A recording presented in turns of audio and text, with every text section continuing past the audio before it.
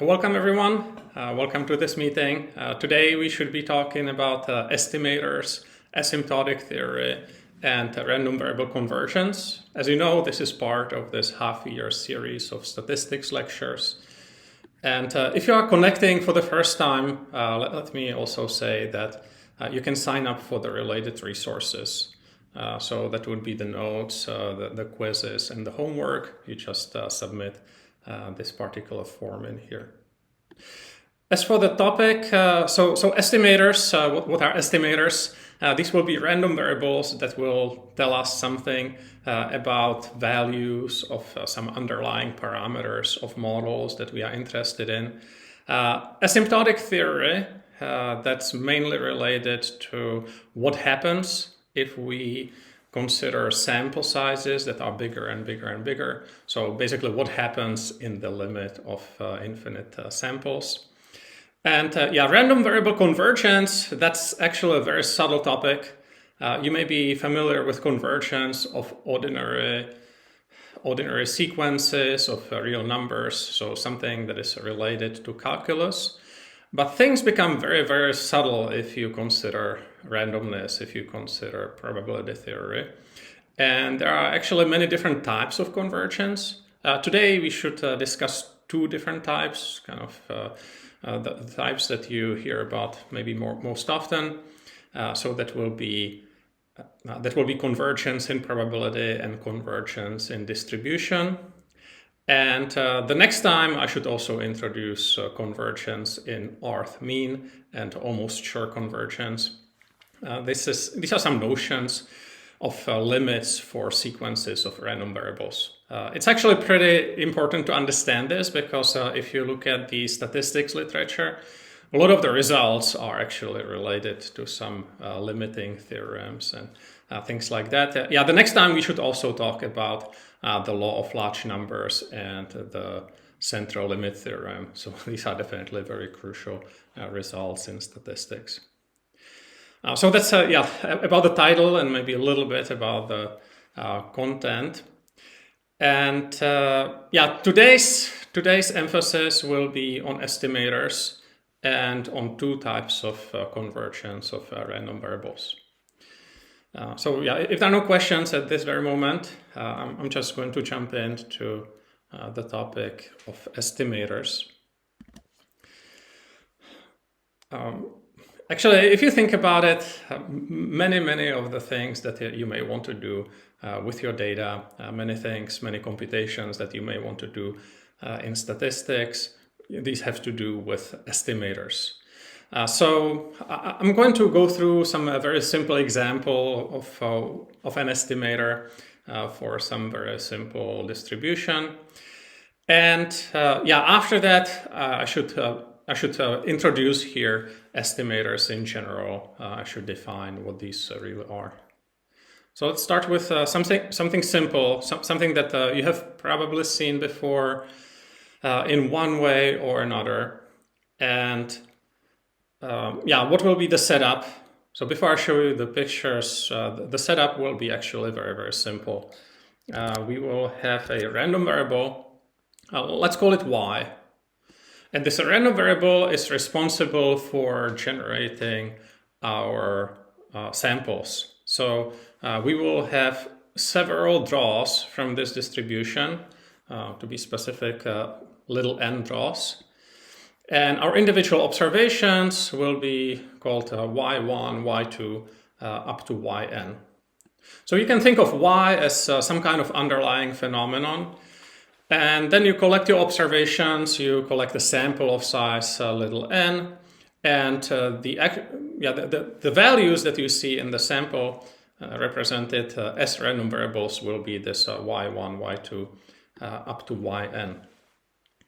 Here I'm going to assume that these values y1, y2, and so on, these are all independent and they are drawn from the same distribution, specifically from the distribution that this random variable y follows. As for the terminology, you often hear IID. So IID is short for independent and identically distributed. we are going to make that assumption right here. And yeah, by the way, as a general observation, you may want to be very, very careful about these kind of assumptions if you are working with actual data. Maybe you have a data set, maybe the data set has size n, maybe the different observations are of the same nature, but very often they would not be actually independent and they would not be drawn from the same distribution. So in that case, you may want to build some more sophisticated statistical models to deal with your estimations and stuff like that. But at this moment, let's just make this a very simple assumption that all of these observations, y1 through yn, actually do come independently from this distribution of capital Y. And what may be interesting for us compute, yeah, kind of the simplest thing that we may consider is actually the mean of the distribution, so the expected value of Y. Yeah, probably you can imagine all sorts of examples from real life that are of this nature. So let's just proceed in some abstract way in here. We really want to know this expected value of Y, and we want to make a guess about the value based on what we see in our data. And as for the notation and the setup, I would like to make here a clear distinction between the observations treated as random variables and the actual numbers that you would see in your data set. So yeah, you can think of it as these random variables y1 through yn representing the observations in your data set before you collected the data. But once you look at your data, you will see individual numbers here. You will see realized values of these random variables. So I'm going to use lowercase y for these realized values. And then, yeah, what can you do to come up with some estimate of the mean of the distribution? Yeah, probably kind of the simplest thing that we can think of is simply taking a mean of the actual observations in the data.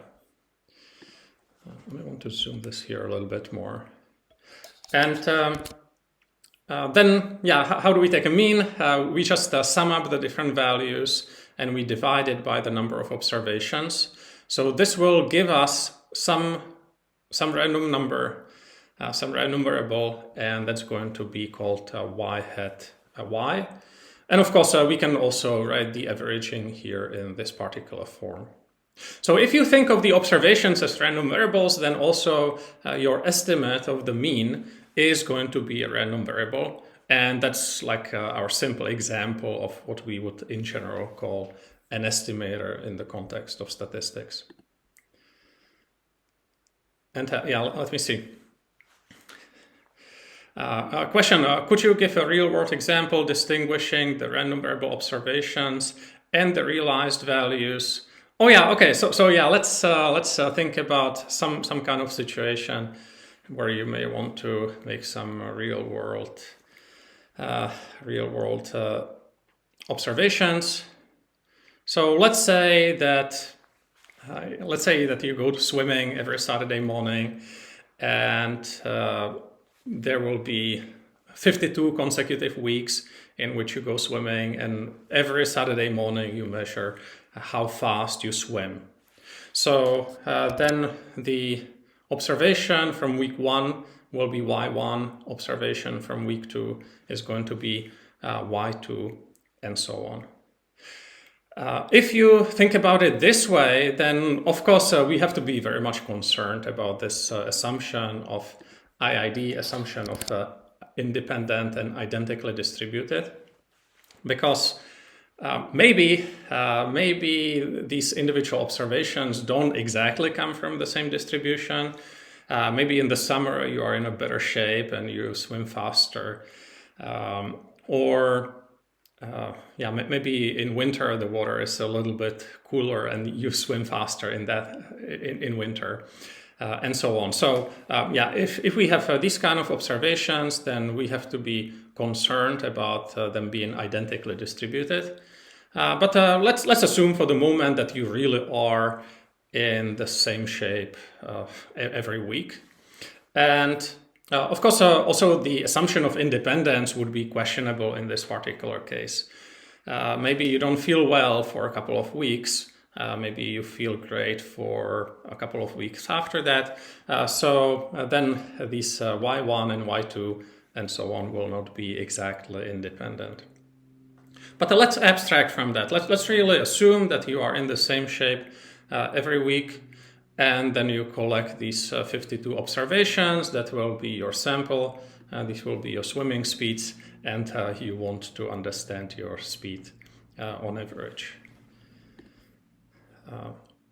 So you see here that definitely the kind of IID assumptions need to be checked or need to be argued if you are dealing with some real-world situation. Okay, thanks for the question. Hopefully this is sufficient for some example. But yeah, in general, you can measure all sorts of things.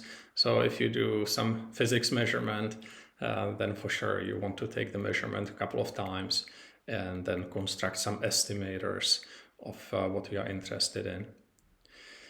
And yeah, another question, if y1 or y2 or yn is a value, how come you do compute its mean and variance?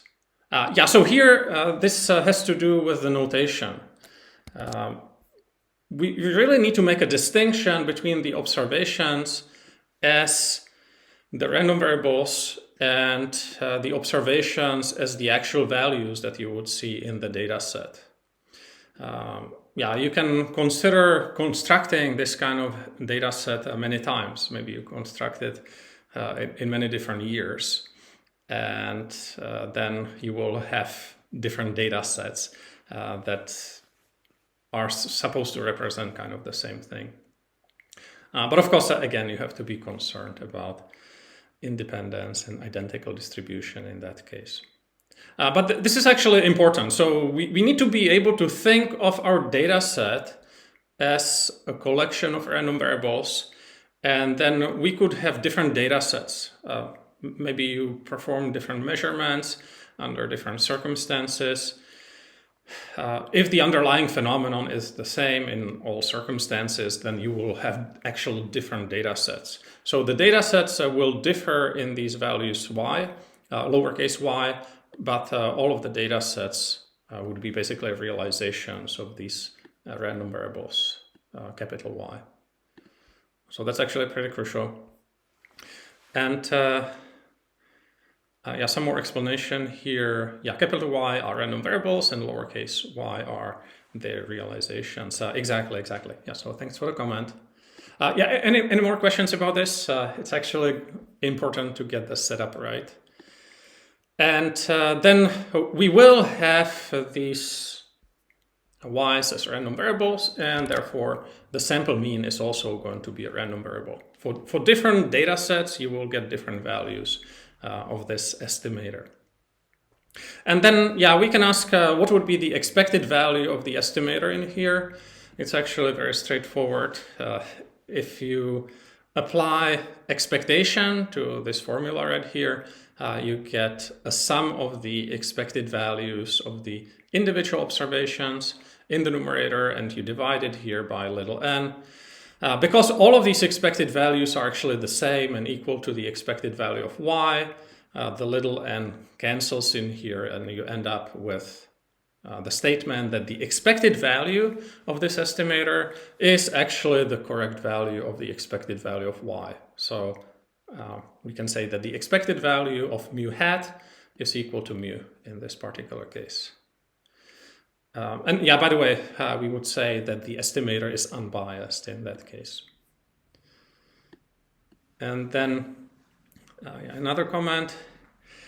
Is the equation of estimator given the distinction made between lower and uppercase y? So yeah, we think of the estimator as a random variable, so we define it in terms of the values capital Y. But then for individual data sets, we will compute the realized value of this estimator in here. All right, and then, we know the mean here. The estimator is unbiased. Now let's think about the variance. You may be interested in the variance of this estimator, basically measuring how much this estimator differs, like how much the realized value of the estimator differs across different data sets that you may collect. And the calculation is also actually pretty straightforward. So the variance of y hat is going to be the sum of the variances of the individual y's divided by n squared. Well, in here, I'm actually using these kind of statements here.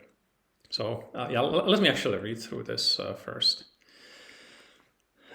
These are simple formulas that just follow from the definition of variance and covariance. And the first statement is that if you have some constant alpha, then the variance of alpha times v, where v is some random variable, is going to be equal to alpha squared times the variance of v. That's something that you can actually straightforwardly verify. And if you have a variance of a sum of two random variables, you can write it as the variance of the first one plus the variance of the second one plus 2 times their covariance. If these variables are actually independent, then the covariance is going to be 0, and the variance of the sum is then going to be equal to the sum of the variances. So that's why in the numerator in here, I have the sum of variances of the individual observations that we have in the data set. And this n squared, that basically follows from this idea of having alpha squared in here, right? So the mean included 1 over n, so that's why on the right-hand side we will have 1 over n squared. And actually, a little bit before I answer one more question here, let me just say that, of course, the variance of each of the observations in here will be the same as the variance of y. So we get n times variance of y in the numerator. We get some partial cancellation on the right-hand side, and we find that the variance of the estimator of the mean is 1 over n times the variance of y. That is, if you have a larger n, then the variance is going to be smaller. And I could show you also some visualization. And so the question here was, is yn a set of data? Actually, I have some more complicated notation here. So I'm going to first remind you that these y's, y1 through yn, represent what you see in a data set of size n. But then we will also have a separate notation. I'm just going to call it x. And that's going to denote basically our entire data set. So something that we will see in the more general case. So this notation will be useful for that. And then some realization of possible data sets will be this lowercase x. So if you collect multiple data sets, you will have different values of little x, and they will correspond to draws from this random variable capital X. So that's some stuff about the notation, and some more questions. Let me see. How can we compute the variance of this? The underlying random variable y, that is a random variable. It has some mean, it has some variance, and then we basically consider different observations of this y. This is our data set, and then it's still the data set itself is still kind of a random variable for us. You can collect different data sets, and then you will get different values of your estimator corresponding to your different data sets, and how much they vary, that's going to be related to the variance of this estimator in here. And then, do I have a typo here? Let me see. Oh, yeah, sorry. Indeed, there was a typo in here. I'm just going to correct it quickly. There was supposed to be yi in the sum. Yeah, thanks for pointing that out. But hopefully it was clear from the second equation in here. Great. Hopefully this clarifies things. And if I confused you with the typo in here, my apologies. Let's take a look at some more characteristics of this estimator. You may be interested in the standard deviation of the estimator, and you know that the standard deviation is simply the square root of variance, and you can say that the variance is like this. Another question is yi a set or a single value? I guess in this particular example, I was really thinking about a scalar random variable, so scalar random variable capital Y. So in that case, yi for a particular I is just going to be a scalar random variable that will have just one real number as a realization. But you could generalize these kind of things, and when we talk about general estimators, then we will have the possibility of more complicated things there. All right, thanks for the question. So hopefully it's clear now. And I would like to make kind of a side remark here. It may not be obvious why I'm talking about it now, but that's something that we will see later on when we think about asymptotic distributions. One thing that you can consider is the following random variable. You would take your estimator of the mean, and you would subtract the actual mean, and then you would multiply this difference by square root of n. So n was the size of the data set. So it's some measure of the discrepancy between the estimated value of the mean and the actual value of the mean. If you think about the expected value of this difference, it's 0 because mu hat is an unbiased estimator. And as for the variance, if you calculate it, you will find that it's actually constant. So it's something that's independent of little n, independent of the data set size.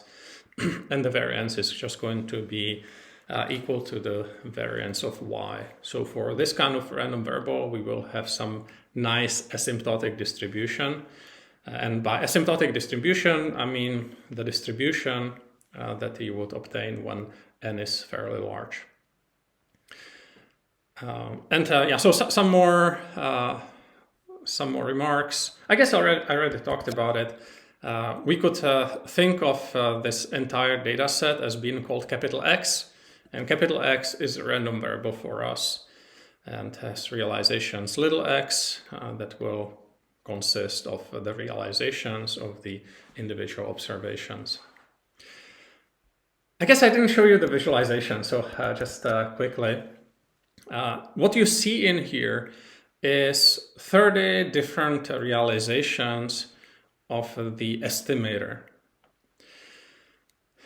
And actually before talking about the visualization, let me answer a question here.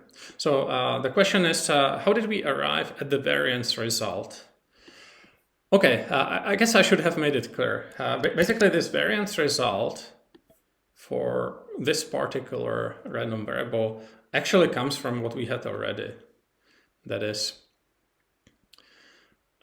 we calculated that the variance of the mean, of the estimator of the mean, is 1 over n times the variance of y. And the expected value of the distribution, this y, is just a constant. So if you subtract a constant, you are not going to change the variance. So this difference in here, y hat minus y, it's going to have the exact same variance, so 1 over n times variance of y.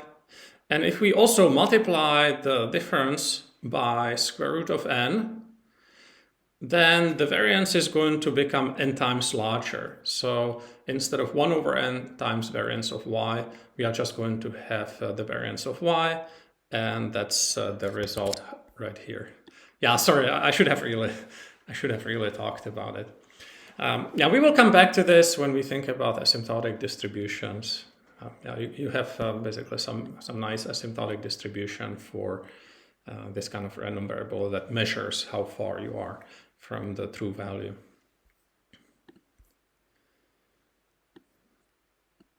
And yeah, so another comment here. In fact, the yi is not supposed to be either a set or a single number. Instead, it is a set of numbers with each one related to a probability or density. So it has some more attribute, probability and density, than a pure set of numbers. Yeah, I think kind of a quick way of saying that would be that yi is a random variable, and the random variable is going to have some distribution, and then it will have some realized values, which in the case that I was thinking about would be just simple single real numbers. All right. Now, I realize this is actually pretty confusing because usually people don't think of data sets as being random variables, right? You think of data sets as something that you see on the computer. You see the individual real numbers in there. You don't think of the data set as really being a random variable, and then you take draws from that to create different data sets. But in our way of thinking here, it's actually important to think of the data sets as really being represented by random variables. All right, yeah, so any more questions about this? If you don't have questions, let me just show you how this looks if you have some simulated data. In this particular case, I was thinking of having a normally distributed random variable. So that will be the capital Y. We are going to take 30 different draws. So we are going to create 30 different data sets. Now, each data set is going to have size 10, at least initially. That's what you see here. And each observation inside the data set comes from the normal distribution that has mean 10 and standard deviation of 2. That's the initial visualization in here. You can definitely change the parameters of the distribution. So if I change the mean of the distribution, it will go up or down. If I change the standard deviation of the distribution, it will become more or less dispersed. Yeah, you should understand that each point in here really represents one estimate of the mean of the underlying distribution. Now, what happens if you have a very small sample size? I can decrease the value of n. So for a small sample size, for small data sets, this estimator is going to have a high variance, so it's going to be very dispersed in here. If, on the other hand, each of your data sets is pretty large, let's say you have 100 observations in each data set, you see that the realized values of your estimator are all pretty much the same. So all 30 values here are close to each other. Yeah, any questions about this visualization?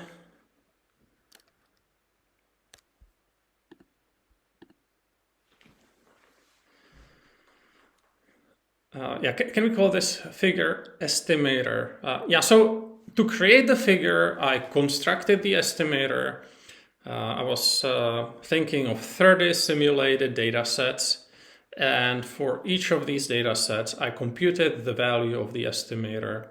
And that's what I plotted here. So in that sense, this is indeed the figure representing the estimator. All right, so this is some introductory example. It's It's an issue that you probably thought about many times, but maybe not in this particular language, right? Maybe you thought about estimating means kind of in a more straightforward way.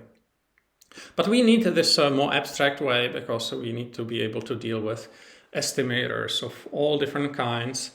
So right now, I would like to provide some general definition of estimators. All right, so in our general setup, capital X is going to represent the distribution from which our data sets are drawn. A possible value of capital X, a possible realized value will be this little x, and the little x that will represent our individual data set.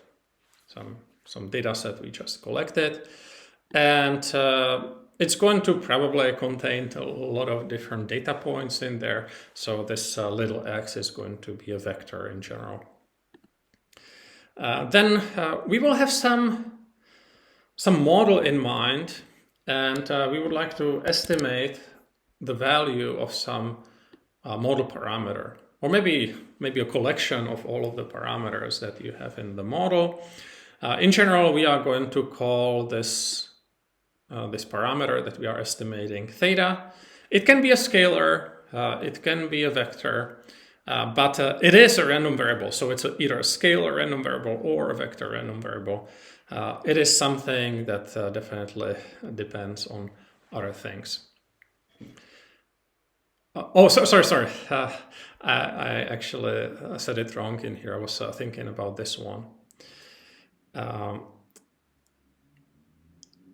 That is, the theta, that's the underlying value. Theta is the underlying value. At this moment, we will just think about one particular value of theta, the one that is actually responsible for our data sets. It can be a scalar, it can be a vector, and then we will have this theta hat. So that's going to be a random variable for us. It's going to be related to what we actually see in the data. So theta hat is going to be here the estimator. So you can think of it as being analogous to the estimator of the mean that we had. And we just call this estimator of theta. You can construct all sorts of estimators. It's up to you. You can be creative. But the idea is that the estimator should tell you something about the value of the underlying parameter or parameter vector. Now, if you actually want to do things properly on the mathematical side of things, you may need to be a little bit careful. Hopefully this will not confuse you. Because you can think of the estimator in two different ways. I'm going to attempt to explain this here. So first, an estimator of theta is going to be a random variable theta hat whose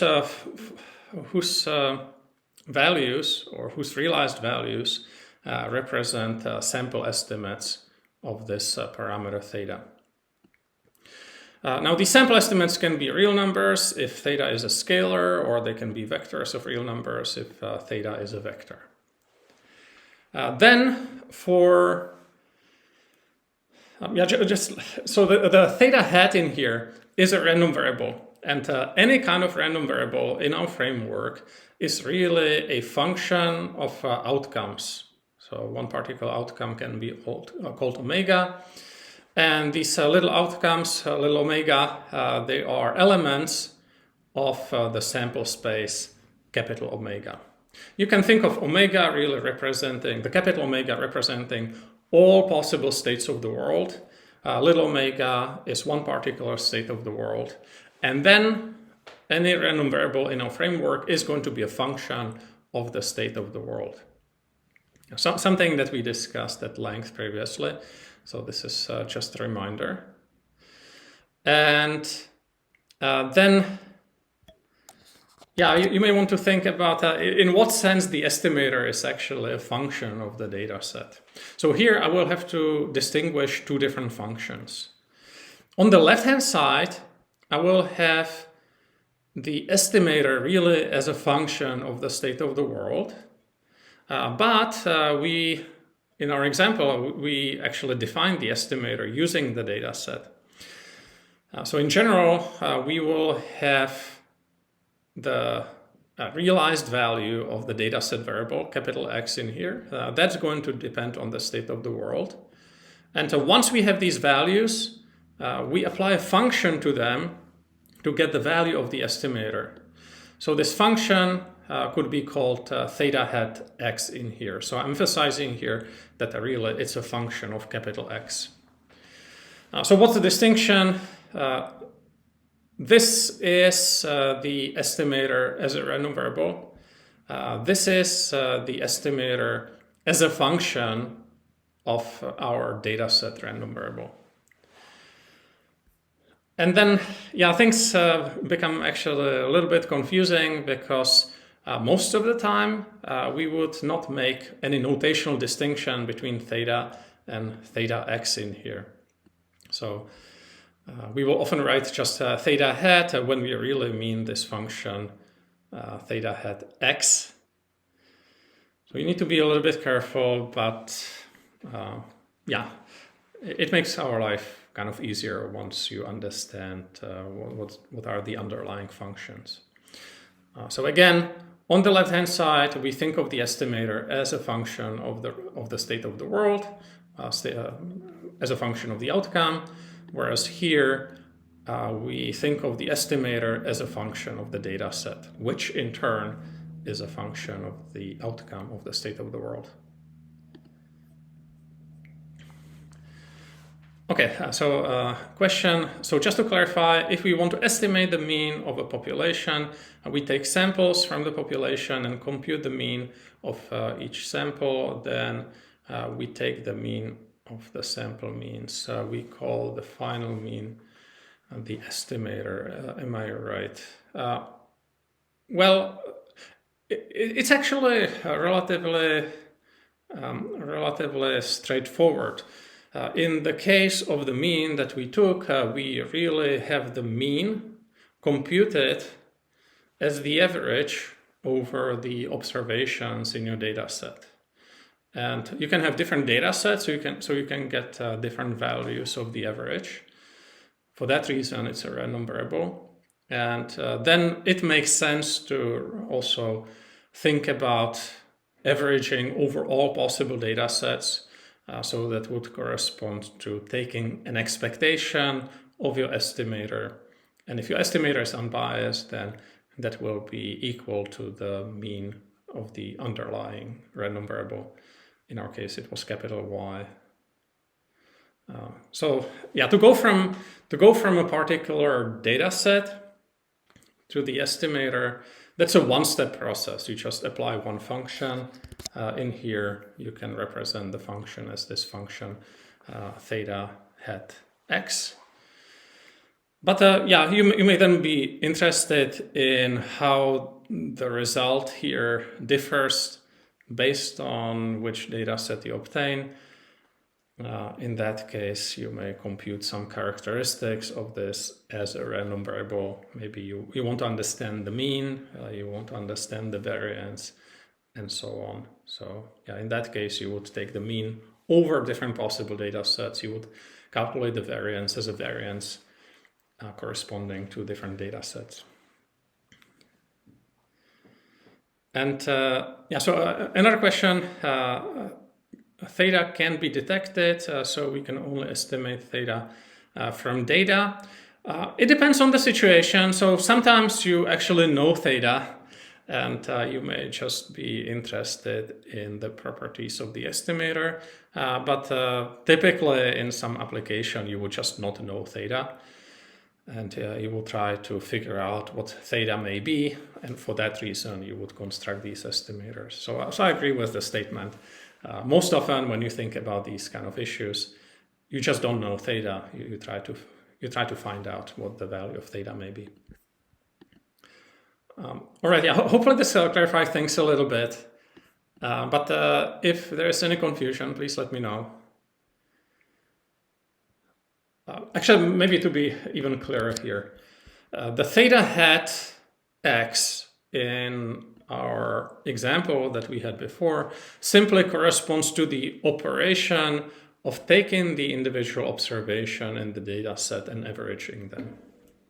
Whereas x omega represents the underlying process that generates the data sets.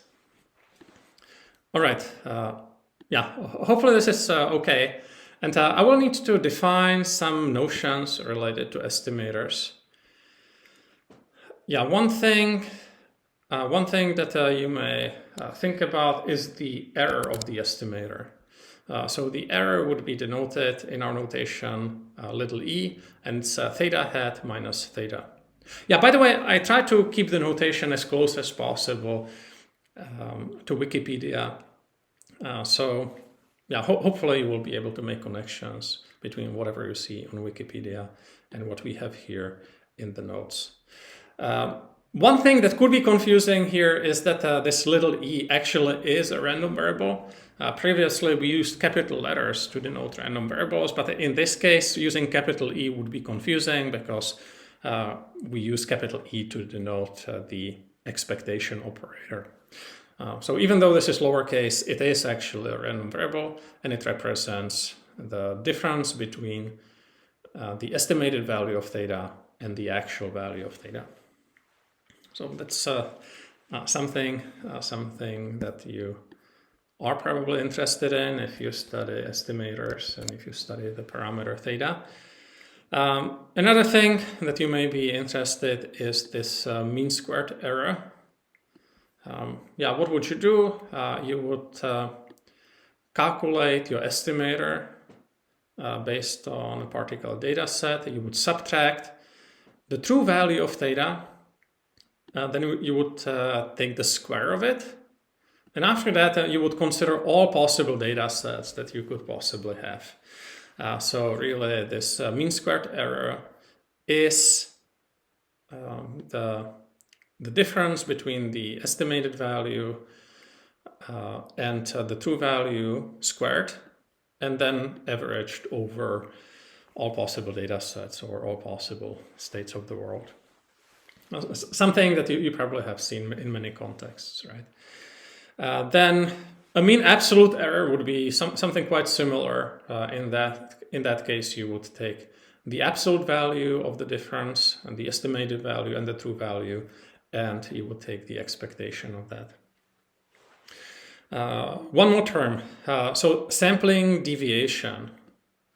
So sampling deviation may sound a little bit like the error in here, but it's distinct. In the case of the error, we take the estimated value and we subtract the true value. But when we define sampling deviation, we will take the estimated value and we will subtract the expected estimated value. Now, if your estimator has some bias, then you will have actually a distinction between this expected value and the true value of theta. I think I should define bias in a minute or so. Yeah, the other two equations that you see here, it's basically the same thing, just in different notation. So here we omit the argument capital X, and here I'm also omitting the argument lowercase x. So these are some simple considerations. Yeah, one more term, the variance of the estimator. It's actually pretty closely related to what we had in this visualization. So in this particular case, we have a small variance of the estimator. If we have a small sample size, then we will have a larger variance of the estimator. And yeah, what is the variance? We would take the realized value of the estimator. We would subtract the expected value of the estimator, we square it, and then we take an expectation thinking about all possible data sets and all possible states of the world. So that's going to be the variance. And you see, it looks kind of like the mean squared error. It's just that we are not going to have in our definition of variance the true value of theta. Instead, we are going to have here the expected value of the estimator. So that's one more notion. Then, yeah, I should define the bias of the estimator in a second, but before that, let me answer a question. Did not fully understand difference between sampling deviation and the error. So that's actually important. It's an important distinction. The error is the estimated value of theta minus the true value of theta, whereas the sampling deviation is the estimated value of theta minus the expected value of the estimated value of theta. Now, in our example that we discussed, we would not have a distinction between these two because our estimator was actually unbiased. But quite often you will see biased estimators. You may have an estimator of theta such that the mean value of theta hat, the expected value of theta hat, is just distinct from the true value of theta. Maybe you are overestimating theta on average. Maybe you are underestimating theta on average. So this is the true value of theta, whereas this is your estimate on average. And if you have some bias in your estimator, then there's going to be a distinction in here. Of course,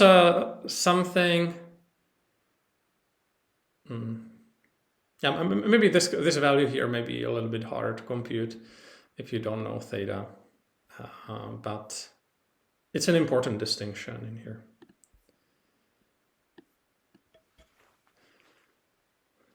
And question: are they equal when the estimator is unbiased? And that's exactly right. So unbiased actually means that this expected value is equal to the true value. What does it mean to have a bias? I haven't really defined it, so I should really define it at this moment. I said it just in words, but let's take a look at it in equations. The bias of the estimator, which we may denote capital B, is simply this difference. It's the difference between the expected value of the estimator and the true value of theta. If you are typically overestimating theta, or if on average you are overestimating theta, the bias is positive. If on average you are underestimating theta, the bias is going to be negative. And you can also say that the bias is the expected error. And to be clear, when we have an unbiased estimator, the bias is 0, and the expected value of it is the true value of theta. If we have a biased estimator, then the bias is non-zero, and we have a distinction between the expected value of the estimator and the true value of the parameter theta. Now, the terminology can actually be a bit confusing. You would sometimes hear people say that they have an unbiased estimate. If you hear that, then you should really interpret it as an estimate from an unbiased estimator. Right, so an unbiased estimate would be just one number or one vector, but what they are really trying to say that they have some unbiased estimator and they have the estimate based on this estimator. Similarly, if you have a biased estimate, or if they say they have a biased estimate, you should really interpret it as them having a biased estimator and then taking an estimate using this biased estimator. So it's just a quick warning here. And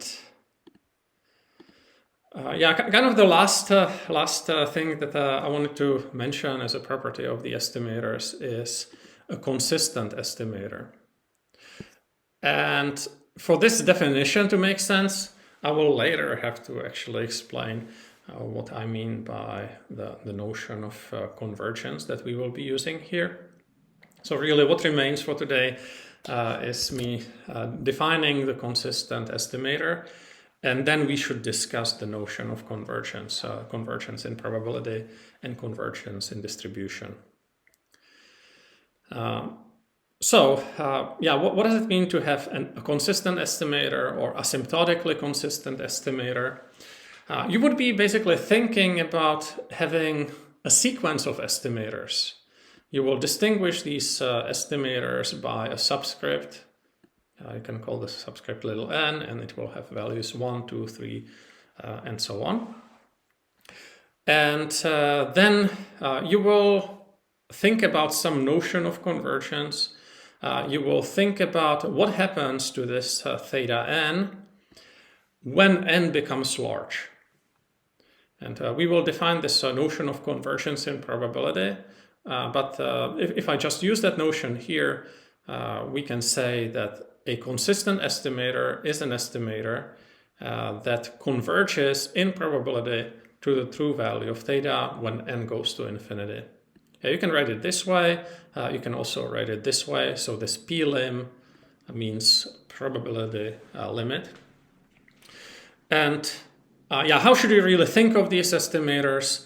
Let's say that you think about data sets of different sizes.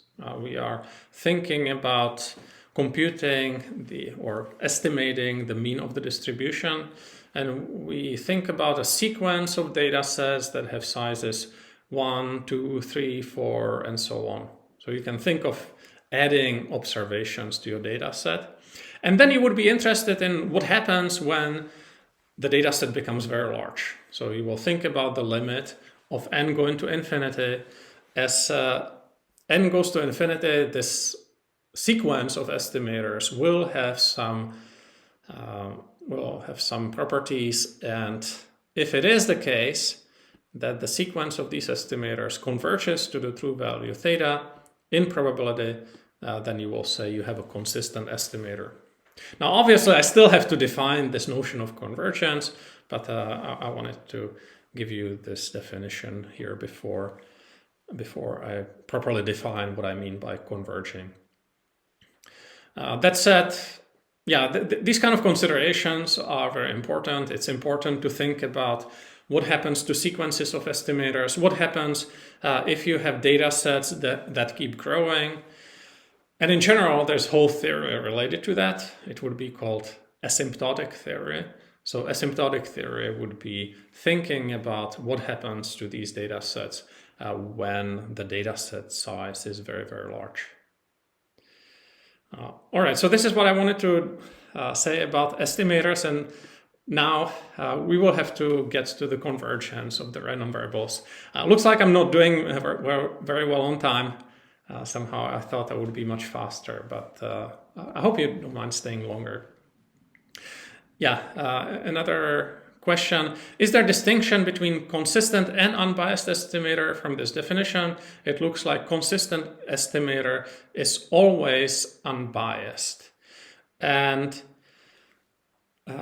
here, I should say that these are different notions. You can have a consistent estimator that is biased, and you can have an unbiased estimator that may not be consistent. So it's yeah, it's a little bit complicated. I think we will have we will see these different estimators. Especially when we think about estimating variance, we will think about biased estimators and stuff like that. But yeah, for now, let me say that these are simply different notions, and you can have this property without the other property. All right, so now to the notion of convergence. Yeah, one more question. So where do we use estimators in real life? I would say pretty much everywhere where you want to use statistics. Anytime you want to draw some inference or you want to come up with some conclusion based on what you see in your data set, you would be thinking about some kind of estimator, right? You may be interested in the properties of the real world. like the underlying data distribution and stuff like that. So you may want to estimate the parameters of the underlying distribution. Maybe you want to fit your model to the data to be able to make predictions. So yeah, in that case, you would estimate good values of the parameters and so on. So I would say like a really big part of statistics really uses this notion of estimators. And yeah, so for those of you who don't mind staying, I should discuss here two different notions of convergence: convergence in probability and convergence in distribution. I should also warn you, I may not have chosen the best notation in here. Previously, I used X to denote the data. This time, X is not going to be the data. This time, X is going to be something more related to the estimators. So Xn is going to be some sequence of random variables, and we should talk about what it means for the sequence to converge somewhere. And X is going to be the corresponding limit. I'm going to assume that you understand something about the usual notion of limits so that you would be using in the context of calculus. Yeah, just quickly, if you have a sequence of real numbers and you say that the sequence has a particular limit, you can intuitively think of it as the sequence getting closer and closer and closer to that limit when n goes to infinity.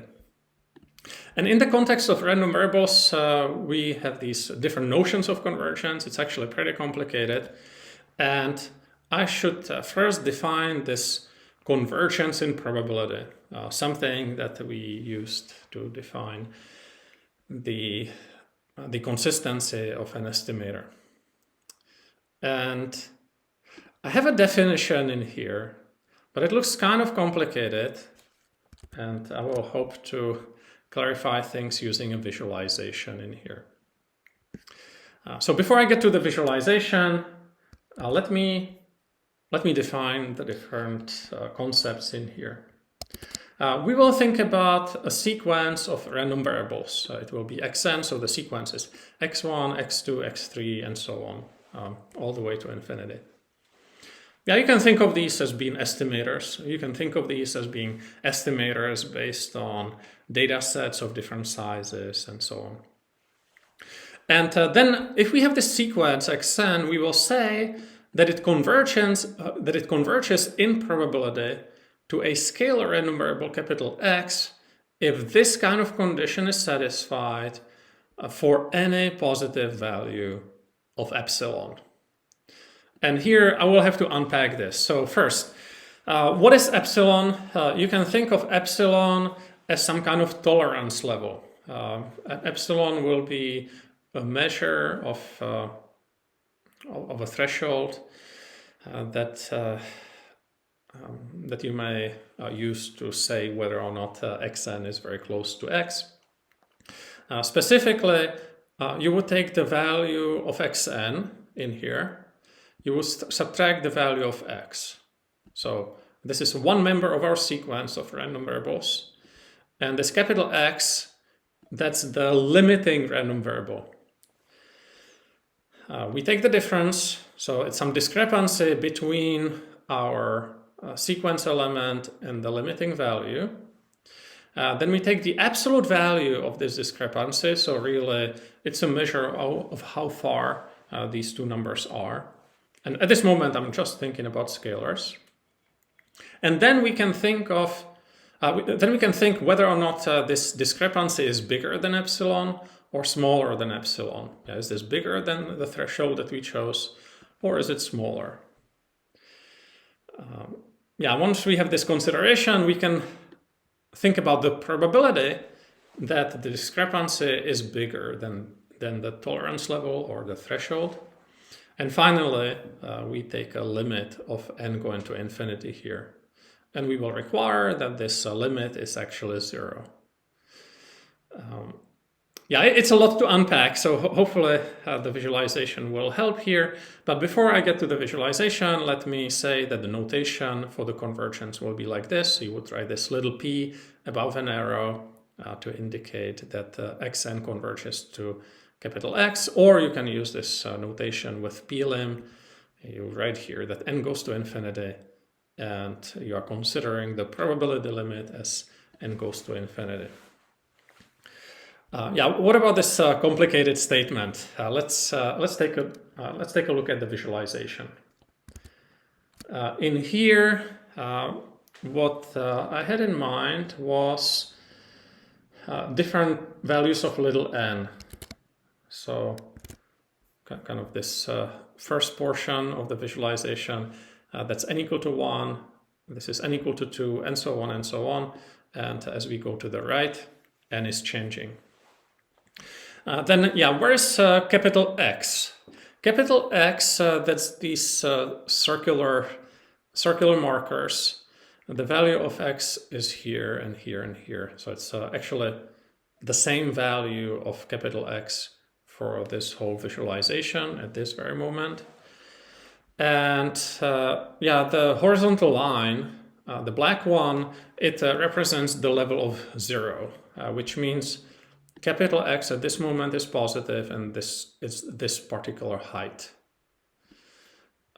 Now I can definitely change the realized values of these random variables, and if I change the realized value, you will see the capital X being higher or lower and so on. So the capital X is a random variable, but for one state of the world, if you like, you will have a fixed value of capital X in this visualization.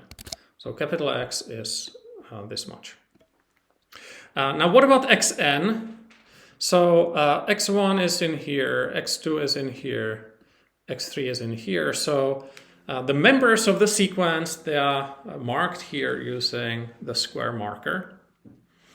And you see a line that connects the value of xn and the value of x.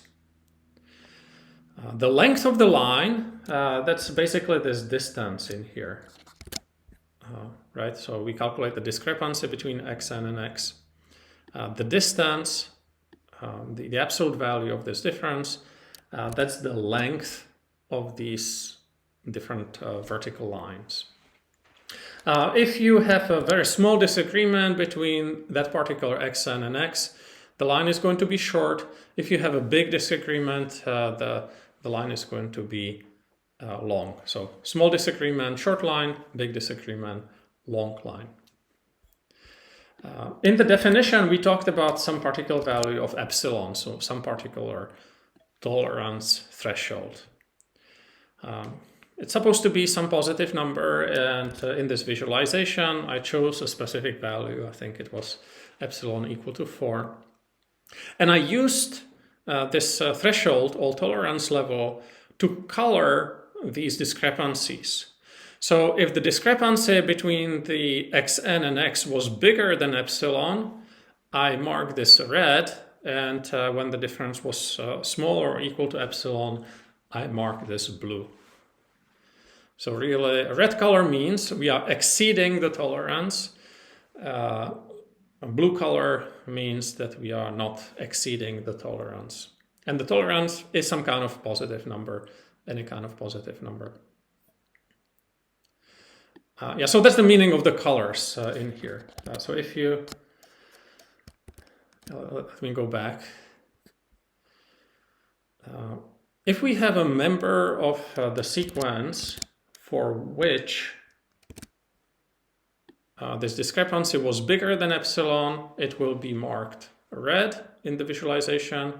If this discrepancy is smaller or equal to epsilon, it's marked blue in the visualization. I should explain more here, but before that, let me answer a question. From vague memories from my undergrad, can we formulate it as for any fixed epsilon, we can find an n such that for each n greater than capital N, the discrepancy is less than epsilon. So the kind of definition that you recall is actually a definition of of convergence of sequences of ordinary real numbers. So not random variables. Here we need to make things a little bit more complicated. And the complication is that whether or not this statement is true is going to depend on the state of the world. It's going to depend on the outcome. So to make sense of all of this, so we are going to consider probabilities. I haven't yet talked about the probabilities in the context of the visualization, but before we think about taking the limit, we are actually going to switch our thinking to the probabilities in here. So it is actually more complicated than for ordinary, like non-random variables. And another question here, what would make the sequence of xn converge so it is more blue as n increases? Are the samples not IID in this case? In this particular visualization, I just created some random variables. I wasn't thinking about any particular application, but yeah, you can definitely think of your application here corresponding to, say, data sets of different size. Maybe x1 corresponds to one data set that you created, and that will be of size 1. Then you create another completely different data set, for example, that will be x2, and so on and so on. Yeah, you can make the data sets independent. You don't have to make them independent. It's kind of up to you. This notion of convergence is just applicable to all sorts of circumstances. Yeah, so thanks for the questions. And yeah, let's think about the probability. So at this moment, red means we exceeded the threshold. Blue means we did not exceed the threshold. And then you need to think about the probability of the red color at each individual position.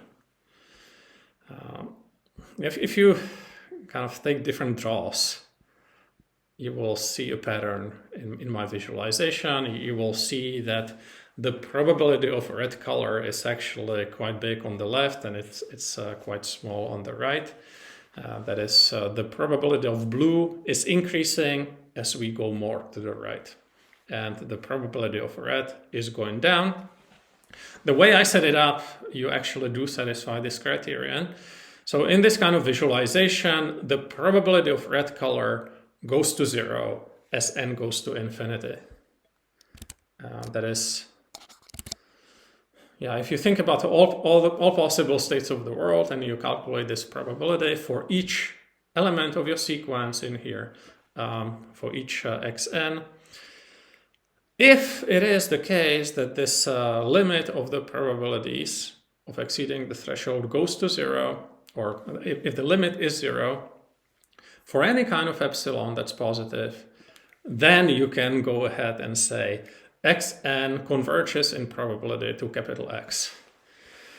So yeah, a lot of moving parts in this definition. So one thing is that this kind of statement needs to hold for any epsilon, no matter how small. So you can come up with a really small tolerance level. You still need to satisfy this. And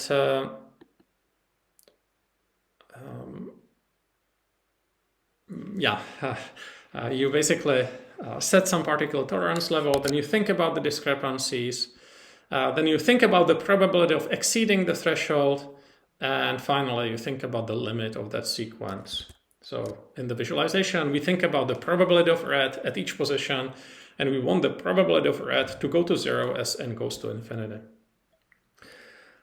It's a little bit complicated concept, but actually pretty useful in statistics. You would see it in many different contexts.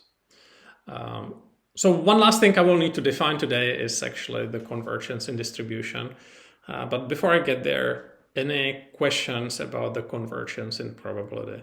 It is kind of complicated, so I'm definitely happy to clarify.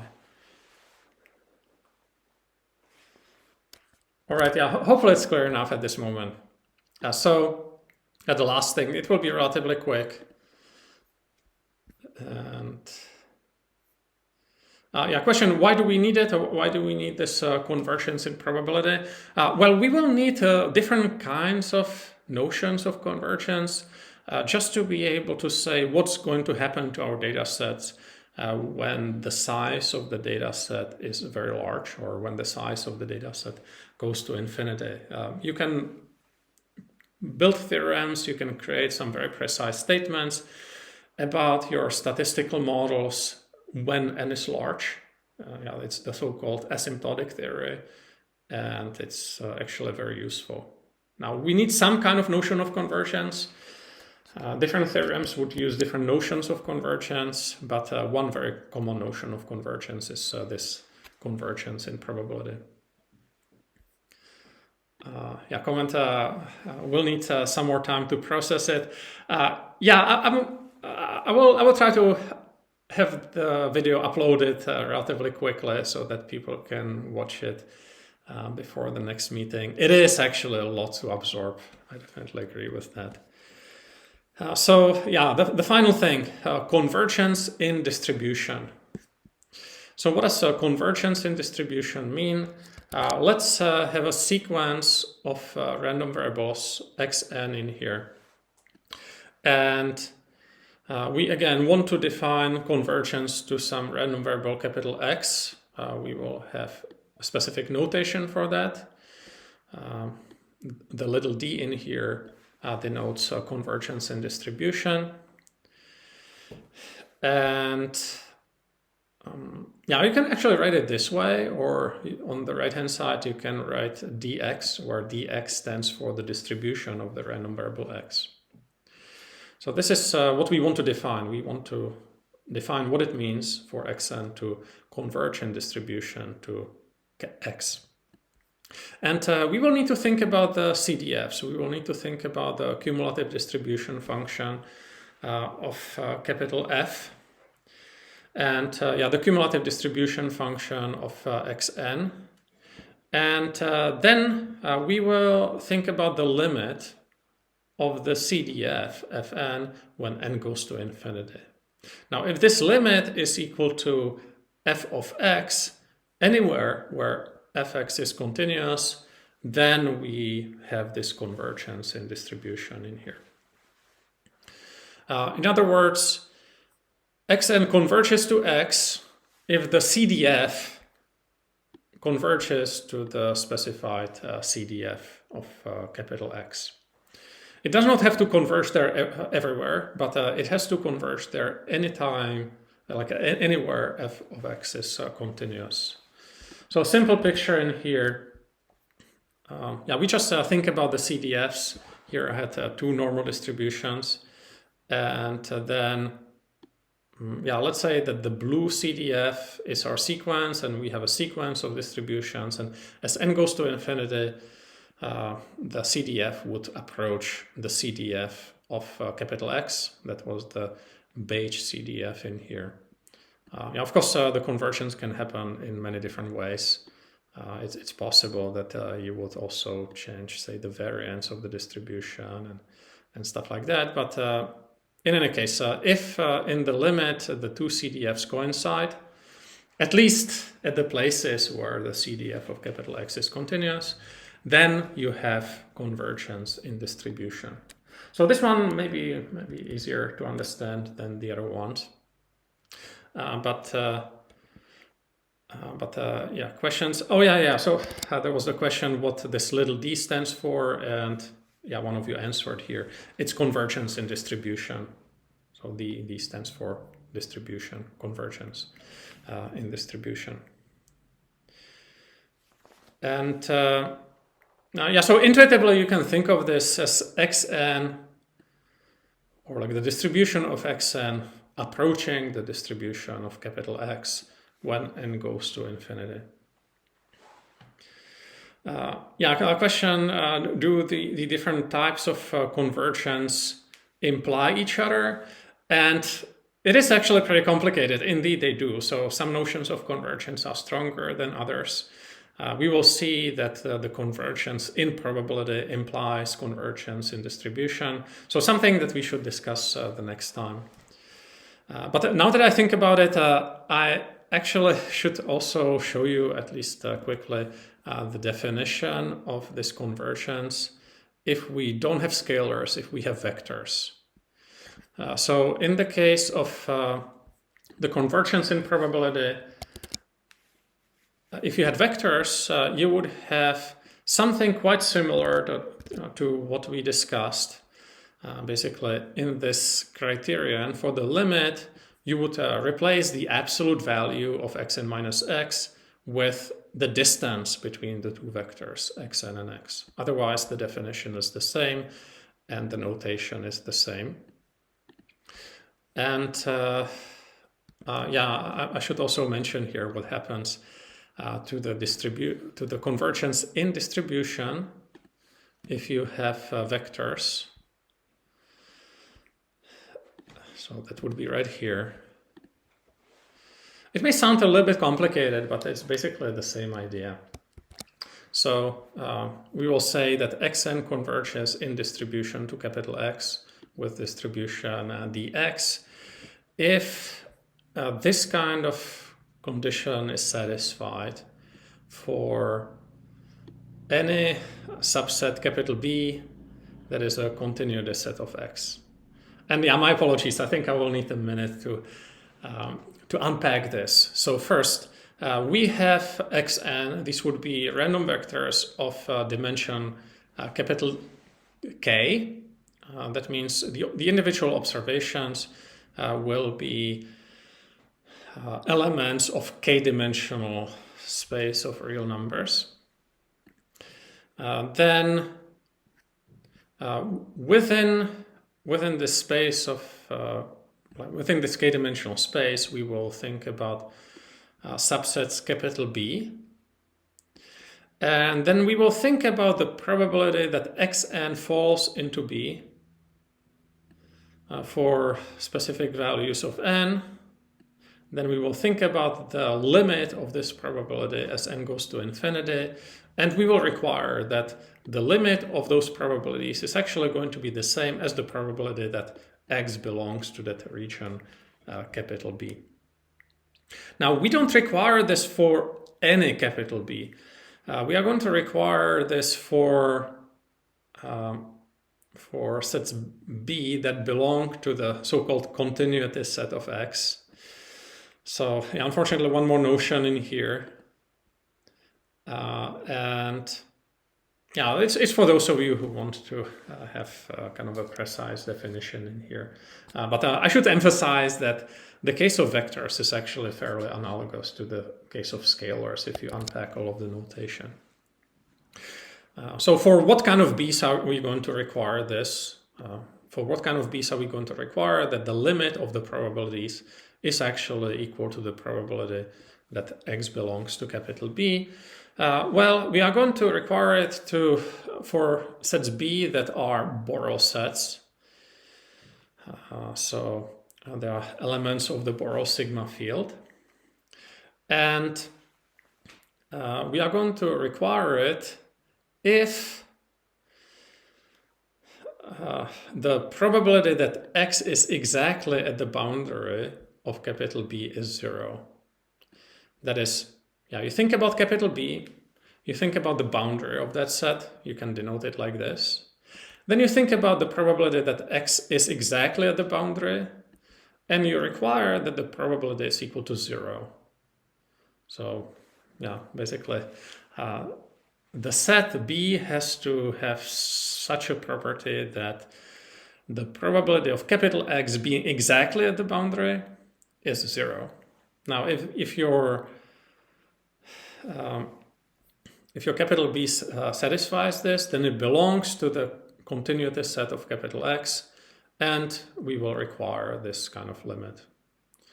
So it's a little bit complicated in here, but it is actually like a relatively straightforward generalization of what we had for the scalars. It may not look so straightforward, but yeah, in both cases, we are thinking about the probabilities of xn belonging to some kind of region.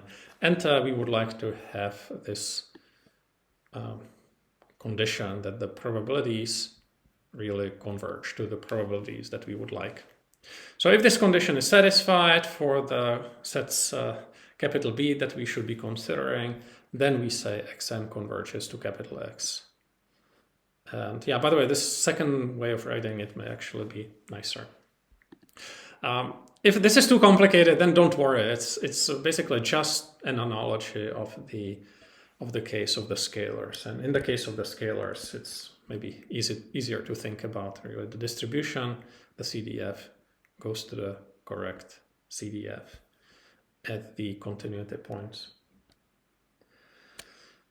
And yeah, I should respond to some of the comments in here.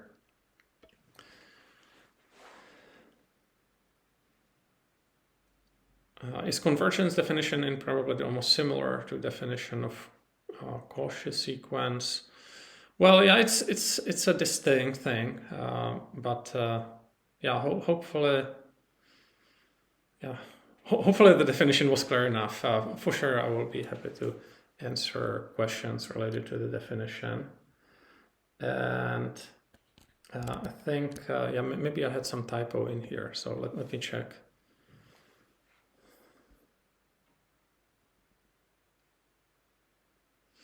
Yeah, what does it mean to be exactly at the boundary? Yeah, the boundary will be the boundary of the region B. For example, if B is just an interval, then the boundary would be 2 points, like the beginning of the interval and the end of the interval. And then, yeah, we would be asking for the probability that X is exactly at one of these 2 points.